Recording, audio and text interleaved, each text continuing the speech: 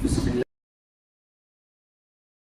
الحمد لله وكفى وسلام على عباده الذين اصطفى. أما بعد فقد قال الله تعالى في القرآن المجيد: أعوذ بالله من الشيطان الرجيم.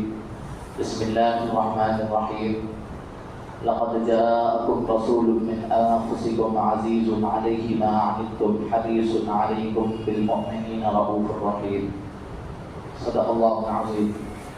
اللهم صل على سيدنا محمد وعلى آل سيدنا محمد وبارك وسلم. اللهم صل على سيدنا محمد وعلى آل سيدنا محمد وبارك وسلم. اللهم صل على سيدنا محمد وعلى آل سيدنا محمد وبارك وسلم. کسی شاعر نے کیا یہ خوب کہا ہے، حضور صلی اللہ علیہ وسلم کی شان اقدس میں: قلم میرا قاصر زباں میری عاجز، قلم میرا قاصر زباں میری عاجز، محمد کی عظمت بتاؤں میں کیسے. محترم معزز بزرگوں، عزیز دوستوں، نوجوان ساتھیوں، اللہ رب العزت والجلال نے اس دنیا کو بنایا تو اس دنیا کے اندر انسانوں کے سلسلے کو جو جاری کیا تو ان کی ہدایت کے لیے، ان کی رہبری کے لیے، ان کی رہنمائی کے لیے اللہ رب العزت والجلال نے انہیں انسانوں میں سے انبیاء کرام علیہ السلام کے سلسلے کو جاری فرمایا. اللہ رب العزت والجلال اپنے بندوں سے بہت زیادہ محبت کرتے ہیں. اللہ چاہتے تو انسانوں کو اس دنیا میں بھیج کر ان کو اسی حال میں چھوڑ سکتے تھے، لیکن اللہ رب العزت والجلال نے اپنے بندوں کو اپنی پہچان کرانے کے لیے، اپنے بندوں کو اللہ رب العزت والجلال اپنا تعارف کرانے کے لیے انبیاء کرام علیہ السلام کو بھیجا کہ وہ اللہ کو پہچانیں. تو اسی لیے اللہ نے انبیاء کے سلسلے کو اس دنیا کے اندر جاری فرمایا. اور سب سے آخر میں میرے اور آپ کے آقا تاجدار مدینہ حضرت محمد مصطفیٰ صلی اللہ علیہ وسلم کو بھی اللہ رب العزت والجلال نے اس دنیا میں نبی بنا کر بھیجا. اللہ کے نبی صلی اللہ علیہ وسلم کی ولادت اسی ماہ میں ہوئی ہے. یہ جو مہینہ ہے اسلامی اور قمری تاریخ کے اعتبار سے اس مہینے کو ربیع الاول کہا جاتا ہے. ربیع الاول کے مہینے میں اللہ کے نبی صلی اللہ علیہ وسلم کی ولادت ہوئی. اللہ کے نبی صلی اللہ علیہ وسلم اسی مہینے کے اندر پیدا ہوئے.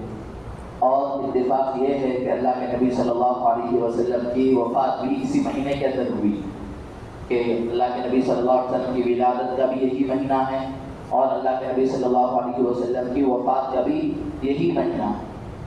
تو اللہ رب العزت والجلال نے دنیا کے اندر جو انبیاء کرام علیہ السلام کو بھیجا تو اس کی کیا ضرورت تھی بھیجنے کی، اس کے اوپر انشاءاللہ کچھ باتیں عرض کی جائے گی.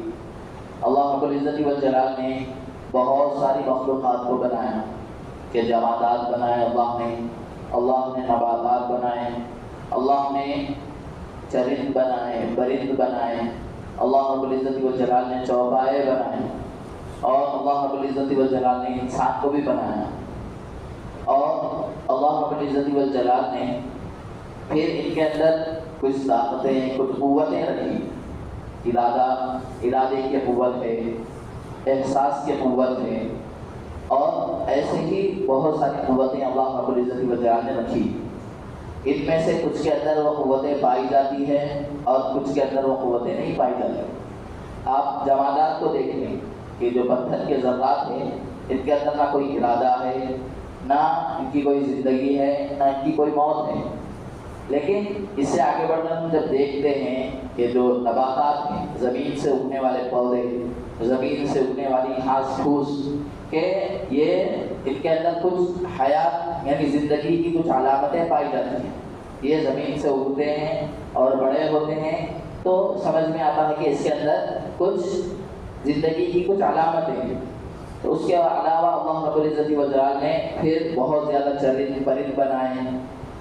سب کے اندر اللہ رب العزت والجلال نے کچھ طاقتیں پیدا کی، اور پھر اللہ رب العزت والجلال نے ان کو یعنی جتنے بھی چرند پرند ہیں ان کو اللہ رب العزت والجلال نے جس کے اندر جتنی طاقت رکھی ہے اللہ رب العزت والجلال نے فرائض کا اس کو اتنا ہی مکلف بنایا ہے۔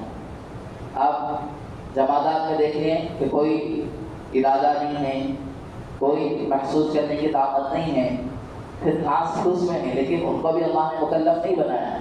اب پھر اس کے آگے دیکھ لیں کہ جتنے بھی جاندار جانور ہیں ان کو بھی اللہ رب العزت والجلال نے کوئی شریعت کا مکلف نہیں بنایا ہے، لیکن اللہ رب العزت والجلال نے اس سے آگے بڑھ کر انسان کو پیدا کیا، تو انسان کو اللہ رب العزت والجلال نے احکام شریعت کا مکلف بنایا ہے، پابند بنایا ہے۔ اللہ رب العزت والجلال قرآن میں فرماتے ہیں لا یکلف اللہ نفسا الا وسعہا، کہ کسی بھی جاندار کو اللہ رب العزت والجلال شریعت کا مکلف نہیں بناتے مگر جتنے اس کے اندر طاقت و قوت ہے۔ تو یہ چرند پرند نباتات جمادات اس کے اندر طاقت نہیں تھی شریعت کی پابندی کی، تو اللہ نے ان کو شریعت کا پابند نہیں بنایا۔ اس سے بھی آگے بڑھ کر دیکھ لیں کہ اللہ رب العزت والجلال نے دوسرے جانداروں کو اللہ رب العزت والجلال نے ان کی افزائش کی، ان کی پرورش کی، اللہ رب العزت والجلال نے خود ذمہ داری لے لی۔ اللہ رب العزت والجلال فطرت اور قدرت خود ان کی ذمہ داری لے لی۔ جیسے کہ آپ دیکھ لیں کہ سمندر کے اندر مچھلیاں کہ اللہ رب العزت والجلال کو پیدا بھی کیے ہیں اور ان کی روزی روٹی کا بھی انتظام کرتے ہیں۔ اور آپ دیکھ لیں کہ ہواؤں میں اڑنے والے پرندے کہ اللہ رب العزت والجلال نے ان کو پیدا بھی کیا اور ان کے رزق کا انتظام بھی خود قدرت نے اور خود فطرت نے کر لیا۔ لیکن اللہ رب العزت والجلال نے انسان کو پیدا کیا تو انسان کی ایسا فطرت اور قدرت نے انسان کی روزی روٹی کا اس طریقے سے انتظام نہیں کیا، بلکہ اللہ نے فرمایا کہ انسان کو زمین کے اندر بیج ڈالنا پڑے گا، اس کے لیے اس سے زمین سے اناج نکلے گا، انسان کو محنت کرنا پڑے گا، انسان کو کوشش کرنا پڑے گا، تو اس کے بعد ہی انسان کے لیے کھانے کی چیزیں میسر آئیں گی، انسان کے لیے کھانے کی چیزیں فراہم ہوں گی۔ اور آگے بھی بڑھ کر دیکھیں کہ اللہ رب العزت والجلال نے جتنے چرند پرند کو بنایا ہے اللہ رب العزت والجلال نے ان کے اندر اپنی جان کی حفاظت، اپنی زندگی کی حفاظت کے لیے اللہ رب العزت والجلال نے ان کے لیے بہت ساری طاقتیں رکھی ہیں۔ جیسے آپ شیر کو دیکھ لیں کہ اس کے اندر اللہ رب العزت والجلال نے اس کو تیز دانت دیے ہیں جس کے ذریعے سے وہ اپنی زندگی کی حفاظت کرتا ہے، اور اللہ نے اس کو ایک مضبوط پنجہ دیا ہے جس سے وہ دوسرے جانوروں سے بھڑ سکتا ہے، لڑ سکتا ہے۔ بیل کو دیکھ لیں کہ اللہ نے اسے سینگ دی ہے کہ جس کے ذریعے سے وہ اپنے آپ کا بچاؤ کر سکتا ہے، اپنے آپ کی حفاظت کر سکتا ہے۔ سانپ کو دیکھ لیں کہ اللہ نے زہر دیا کہ وہ اس کے ذریعے سے دوسروں کو ڈس کر اپنے آپ کی حفاظت کرتا ہے۔ بچھو کو دیکھ لیں کہ اس کے اندر ڈک مارنے کی اللہ رب العزت والجلال نے طاقت رکھی۔ تو یہ بہت سارے جانور ہیں جن کے اندر اللہ رب العزت والجلال نے اپنی زندگی کو بچانے کے لیے، اپنی آپ کی حفاظت کے لیے بہت ساری طاقتیں ان کے اندر خود رکھ دی۔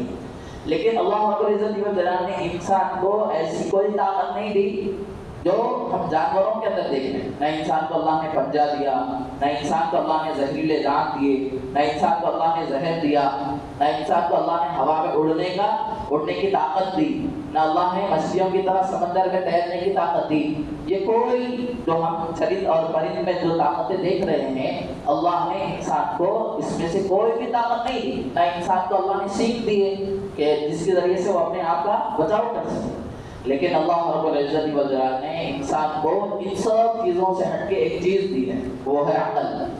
اللہ رب العزت والجلال نے آپ دیکھ لیں کہ جتنے بھی چرند پرند ہیں، سمندر کی مخلوقات ہے، ہواؤں میں اڑنے والی مخلوقات ہے، زمین پر چلنے والی مخلوقات ہے، تمام مخلوقات کو اللہ نے اپنی حفاظت کے لیے بہت ساری طاقتیں دی، لیکن اللہ نے انسان کو نہیں دی۔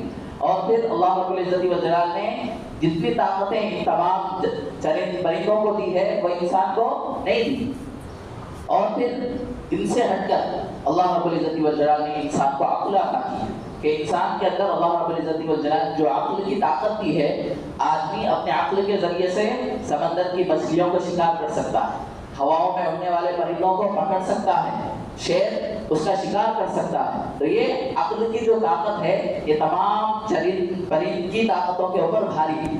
تو اللہ رب العزت والجلال نے انسان کو ایسی سب سے مضبوط طاقت عطا کی ہے انسان کو، جو کسی اور جانور اور کسی جاندار کو اللہ نے نہیں دی. تو یہ انسان کے لیے اعزاز کی بات ہے.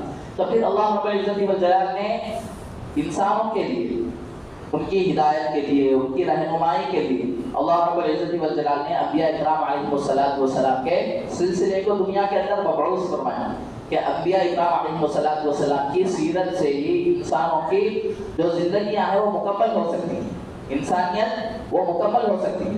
کہ اللہ رب العزت والجلال نے، جب آپ دیکھیں گے دنیا کے اندر جتنے بھی بڑے بڑے لوگ آئے ہیں، دنیا کے اندر بہت سارے طبیب آئے، بہت سارے حکیم آئے، بہت سارے فلسفی آئے، اور آپ بہت سارے شعراء آئے ہیں، لیکن ان کی اپنی ایک طاقت تھی، ان کے کلام کے اندر ایک جادو تھا، ان کے انداز بیان کے اندر ایک سحر تھا. لیکن جو کام اب دیکھ لیں کہ آپ بہت سارے فلسفیوں کی زندگی کو دیکھ سکتے ہیں، بہت سارے حکماء کی زندگی کو دیکھ سکتے ہیں کہ شاعر آپ پہلے زمانے سے ہی، آج کل کے نہیں بلکہ پہلے زمانے کے جو شاعر ہوا کرتے تھے، ان کی جو شاعری ہوا کرتی تھی، اس کی وجہ سے لوگوں کی زندگی، لوگ بہت زیادہ محظوظ ہوتے تھے، لوگ اس سے بہت زیادہ فائدہ اٹھاتے تھے.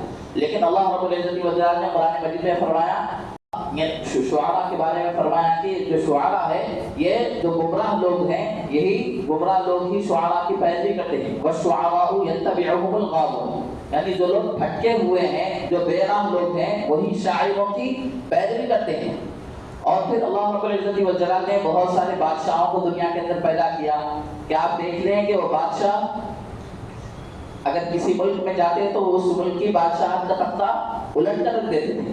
کسی اگر بستی کو اجاڑنا ہے تو اس بستی کو منٹوں کے اندر اجاڑ دیتے، اگر کسی جگہ بستی کو بسانا ہے تو منٹوں کے اندر بستی کو بسا دیتے.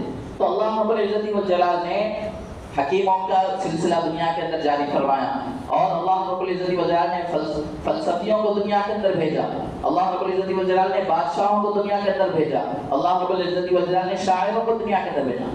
اور بادشاہوں کے بارے میں بھی یہی بات ہے کہ جیسا کہ میں نے فرمایا، قرآن میں بھی وہی بات ارشاد فرمائی گئی ہے کہ ملکہ سبا وہی کہتی ہے کہ جب بادشاہ کسی جگہ پر آتے ہیں تو وہاں پر فساد برپا کر دیتے ہیں اور وہاں کے عزت والے لوگوں کو ذلیل کر دیتے ہیں.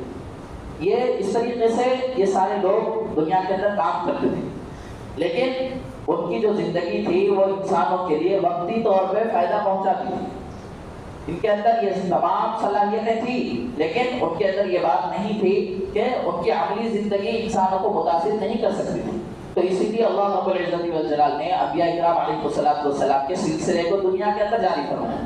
آپ دیکھ لیں کہ بہت ساری انبیاء کرام علیہ السلام کہ حضرت آدم علیہ السلام، حضرت ابراہیم علیہ السلام، حضرت نوح علیہ السلام، حضرت موسیٰ علیہ السلام، حضرت شیس علیہ السلام، حضرت عیسیٰ علیہ السلام، حضرت زکریا علیہ السلام، حضرت یحییٰ علیہ السلام، یہ جتنے بھی انبیاء ہیں یا ان کے علاوہ جتنے بھی انبیاء اکرام علیہ السلام اس دنیا کے اندر آئے کہ ان انبیاء اکرام علیہ السلام کی سیرت سے، ان انبیاء اکرام علیہ السلام کے طریقے سے انسانیت کو جو فائدہ پہنچا ہے، انسانیت کو جو نفع ملا ہے، وہ کسی بادشاہ کی بادشاہت سے نہیں ملا، وہ کسی بڑے شاعر کی شاعری سے نہیں ملا، کسی حکیم کے حکمت سے نہیں ملا، کسی فلسفی کے فلسفے سے نہیں ملا، وہ انبیاء اکرام علیہ السلام کے طریقے سے ہی ملا. تو یہ ہمیں اصل بات سمجھنا ہے کہ انسانیت کی تکمیل کے لیے انبیاء اکرام علیہ السلام کی زندگی سے ہی انسانیت کی تکمیل ہو سکتی ہے. تو آپ دیکھ لیں کہ انبیاء اکرام علیہ السلام جب دنیا میں آئے تو آپ ہمارے نبی حضرت محمد صلی اللہ علیہ وسلم کی زندگی دیکھ لیں کہ آپ اس دنیا میں آ کر گزر گئے. کتنے سال ہوئے؟ تقریباً 1446 سال، 1450 سال کا ایک بہت بڑا لمبا عرصہ گزر گیا ہے. لیکن آج بھی اللہ کے نبی صلی اللہ علیہ وسلم کی زندگی ہمارے سامنے ویسے ہی تازہ ہے جیسے اللہ کے نبی صلی اللہ علیہ وسلم کے دور میں. یعنی صحابہ جیسے اللہ کے نبی صلی اللہ علیہ وسلم کو دیکھتے تھے کہ آپ کی صبح کیسی تھی، آپ کی شام کیسی تھی، اور آپ کا چلنا پھرنا کیسا تھا، آپ کا اپنے ازواج سے کے ساتھ کیسا برتاؤ تھا. تو صحابہ جب مدینے میں رہ کر جیسے اللہ کے نبی صلی اللہ علیہ وسلم کو دیکھتے تھے، آج بھی اسی طرح کتابوں کے اندر، حدیثوں کے اندر اللہ کے نبی صلی اللہ علیہ وسلم کی پوری زندگی اسی طرح محفوظ ہے. یہ اس بات کی علامت ہے کہ اس کے ذریعے سے کہ بہت سارے لوگوں نے انسانوں کو جینے کا طریقہ سکھایا ہے، کہ انسان کیسے رہیں، لیکن ان کی دلوں کے اوپر محنت نہیں کی. ان کے جو بیمار دل تھے ان بیمار دلوں کے لیے کوئی غذا فراہم نہیں کی. لیکن انبیاء اکرام علیہ السلام ہی وہ ذات ہے، انبیاء اکرام علیہ السلام وہ نفوذ ہے کہ جن کے ذریعے سے اللہ رب العزت والجلال نے انسانوں کے جو بیمار دل تھے ان بیمار دلوں کی بیماری کو دور کرنے کا کام لیا. تو آج انبیاء اکرام علیہ السلام ہی کا جو تذکرہ ہے، انبیاء اکرام علیہ السلام کی سیرت ہی آپ کو ہر جگہ ملی. اب بڑے بڑے جو اپنے زمانے کے بڑے بڑے علم والے تھے، بڑے بڑے فہم والے تھے، بڑے بڑے سمجھ والے تھے، بہادر تھے، بادشاہ تھے، طاقت والے تھے، ان میں سے کسی کا تذکرہ بھی آج نہیں سنتے. اگر آج کسی کا آپ تذکرہ سنتے ہیں تو انبیاء اکرام علیہ السلام ہی کا تذکرہ سنتے ہیں. انبیاء اکرام علیہ السلام کیوں؟ اس لیے کہ انبیاء اکرام علیہ السلام کی زندگی ہماری انسانیت کی تکمیل کے لیے بہت زیادہ ضروری ہے. تو آپ اس کے اوپر روشنی اس کو سمجھ سکتے ہیں.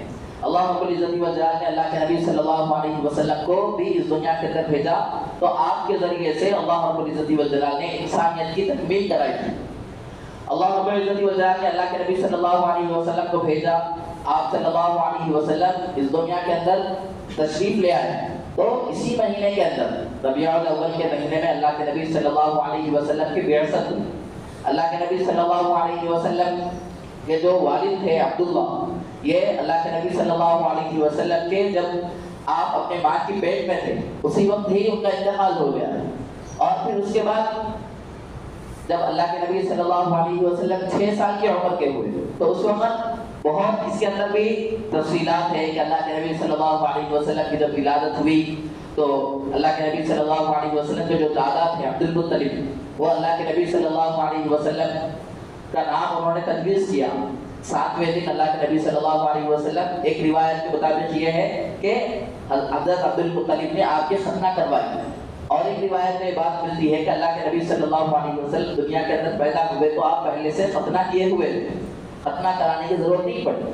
اس کے بعد پھر حضرت عبد المطلب نے آپ کا نام رکھا محمد آپ کا نام رکھا.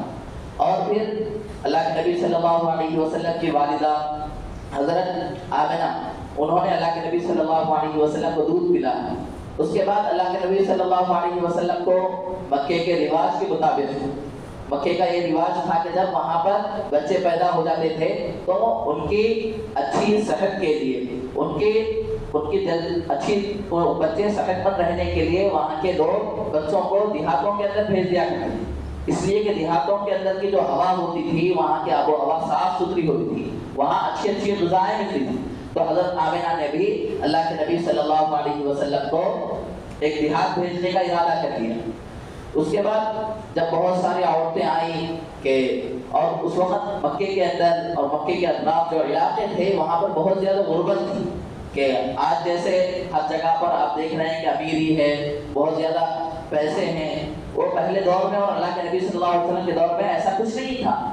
اللہ کے نبی صلی اللہ علیہ وسلم کے دور میں ہر جگہ لوگ پریشان تھے اور اللہ کے نبی صلی اللہ علیہ وسلم سے پہلے بہت زیادہ لوگ کھانے کے لیے اور پانی پینے کے لیے بہت زیادہ وہاں پر مشکلات کا سامنا کرتے تھے. لیکن اللہ کے نبی صلی اللہ علیہ وسلم کی جب ولادت ہوئی تو بہت ساری دائیاں جو دودھ پلانے والی قوم کی رہنے والی تھی وہ بچوں کو شہروں سے لے کر جاتی تھی اور لے جا کر دیہاتوں کے اندر ان بچوں کی پرورش کرتی، ان بچوں کو دودھ پلاتی اور پھر ان کے والدین سے کچھ پیسے جو حاصل ہوتے اسے اپنی زندگی کے گزارنے کا سامان خرید لیتی تھی. تو اللہ کے نبی صلی اللہ علیہ وسلم جب پیدا ہوئے تو آپ کو بھی ایسے ہی دیہات بھیج دینے کا ارادہ ہوا. تو بہت سارے لوگ دیہاتوں سے آئے. جب سنتے کہ اس بچے کے والد کا انتقال ہو چکا ہے تو کوئی بھی اللہ کے نبی صلی اللہ علیہ وسلم کو لینے کے لیے تیار نہیں ہوا کہ یہ بچہ یتیم ہے، اس بچے کو ہم نہیں لے سکتے. کیوں؟ اس لیے کہ اس یتیم بچے کو ہم لے گئے تو پھر ہمارے پاس اس پیسے کچھ نہیں ملیں گے، ہمیں اس کے ذریعے سے کوئی فائدہ حاصل نہیں ہوگا. تو اس لیے بہت ساری عورتوں نے صرف یہ سمجھ کر اور یہ جان کر کہ اس بچے کے والد نہیں ہیں تو ہمیں کچھ ملنے والا نہیں ہے، یہ سمجھ کر اللہ کے نبی صلی اللہ علیہ وسلم کو انہوں نے نہیں لیا. لیکن بالآخر حضرت حلیمہ رضی اللہ تعالیٰ عنہ کا نمبر آتا ہے. وہ اللہ کے نبی صلی اللہ علیہ وسلم کو جب دیکھتی ہے تو اللہ کے نبی صلی اللہ علیہ وسلم کو لینے کا ارادہ کریں. اور حضرت حلیمہ رضی اللہ تعالیٰ عنہ یہ بنو سعد قبیلے کی، قبیلہ بنو سعد جو مکے کے اندر ایک قبیلہ ہے وہاں پر رہا کرتی ہے. تو حضرت حلیمہ نے ارادہ کر لیا کہ اب جتنے مالداروں کے بچے تھے وہ تو سب چلے گئے، لیکن اب ایک ہی بچہ بچا ہوا ہے، اگر لینا ہے تو بس اسی بچے کو لینا ہے، اس کے علاوہ لینے کے لیے ہمارے پاس کوئی نہیں۔ تو حضرت حلیمہ رضی اللہ تعالیٰ یہ سنتی بھی ہیں کہ یہ بچہ یتیم ہے، اس کے باوجود اللہ کے نبی صلی اللہ علیہ وسلم کو اپنی پرورش میں لیتے۔ اس کے بعد جیسے ہی حلیمہ نے اللہ کے نبی صلی اللہ علیہ وسلم کو اپنی پرورش میں لے لیا تو اللہ رب العزت وجل وہاں سے برکتوں کا ظہور شروع فرما دیتے ہیں، وہاں سے اللہ کے نبی صلی اللہ علیہ وسلم کے معجزوں کا ظہور شروع ہو جاتا ہے کہ روایتوں میں بات ملتی ہے، سیرت کی کتابوں کے اندر یہ بات ملتی ہے کہ دیکھنے والوں نے اس وقت بھی دیکھا کہ حضرت حلیمہ رضی اللہ عنہا جب بچہ لینے کے لیے مکہ آ رہی تھی تو ان کی اونٹنی بہت زیادہ لاغر تھی، بہت زیادہ کمزور تھی، وہ صحیح نہیں چل سکتی تھی۔ دوسری اونٹنیاں حضرت حلیمہ کی اونٹنی سے پہلے مکہ پہنچ گئی، لیکن حضرت حلیمہ کی اونٹنی کمزور ہونے کی وجہ سے، بھوکی ہونے کی وجہ سے وہ وقت پر مکہ بھی نہیں پہنچ سکی۔ لیکن اللہ کے نبی صلی اللہ علیہ وسلم کو جیسے ہی انہوں نے اپنی پرورش میں لے لیا، اللہ رب العزت والجلال نے اللہ کے نبی صلی اللہ علیہ وسلم کی برکتوں کا وہاں سے ظہور شروع فرما دیا۔ اس کے بعد وہ اونٹنی ایسے تیز دوڑنا شروع کر دی کہ جتنی اونٹنیاں پہلے جا چکی تھی ان تمام اونٹنیوں کو پیچھے چھوڑ دی۔ یہ اللہ کے نبی صلی اللہ علیہ وسلم کی برکتوں کا ظہور تھا۔ تمام لوگ حیران رہ گئے، ایسا کیسے ہو سکتا کہ تم تو ایک کمزور اونٹنی پر آئی تھی، تم ایک لاغر اونٹنی پر آئی تھی، اور وہ اونٹنی ہماری طاقتور اونٹنیوں کو پیچھے چھوڑ کر کیسے چلے گی؟ تو حضرت حلیمہ نے اللہ کے نبی صلی اللہ علیہ وسلم کی برکتوں کا ظہور برکتوں کو ذکر فرمایا کہ بچہ بہت زیادہ برکت والا ہے۔ اور بھی اللہ کے نبی صلی اللہ علیہ وسلم کی برکتوں کے ذکر ہے جو ولادت کے موقع پر، اور اللہ کے نبی صلی اللہ علیہ وسلم جب پیدا ہوئے اس وقت جو ظہور ہوا اس وقت دیکھنے والوں نے بہت ساری برکتوں کو دیکھا ہے اللہ کے نبی صلی اللہ علیہ وسلم کی۔ تو آج کی جمعہ میں اتنی باتیں ہی عرض کی جائیں گی۔ اللہ رب العزت والجلال سے دعا ہے کہ اللہ تعالی ہم سب کو نبی اکرم صلی اللہ علیہ وسلم کی سیرت کو سننے اور پڑھنے، اس پر عمل کرنے کی توفیق عطا فرمائے۔ وآخر دعوانا الحمد للہ رب العالمین۔ جو حضرات سنت ادا نہیں کی ہیں وہ سنت ادا کریں۔